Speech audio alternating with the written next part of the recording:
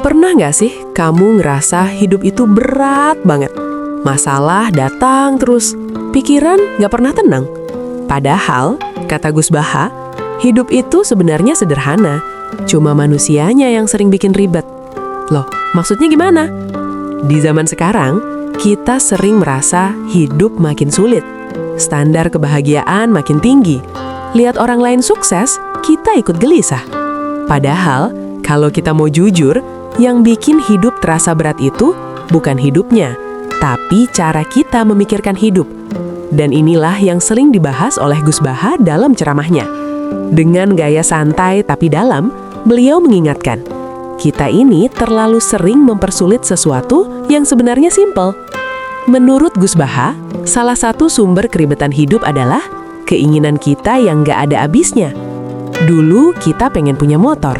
Sudah punya motor, pengen mobil. Sudah punya mobil, pengen yang lebih mewah. Dan anehnya, semakin banyak yang kita punya, justru semakin banyak yang kita pikirkan. Hidup jadi nggak tenang.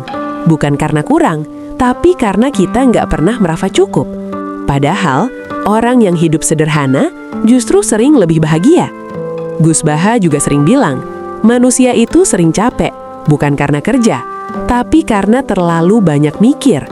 Mikirin omongan orang, mikirin masa depan yang belum tentu terjadi, mikirin hal-hal yang sebenarnya di luar kendali kita. Akhirnya apa? Hidup terasa berat, padahal kenyataannya belum tentu seberat itu. Contohnya, belum terjadi apa-apa, tapi kita sudah takut duluan. Padahal dalam Islam diajarkan, jalani saja, ikhtiar, lalu tawakal. Sederhana, tapi kita sering menolaknya, karena merasa harus mengontrol semuanya.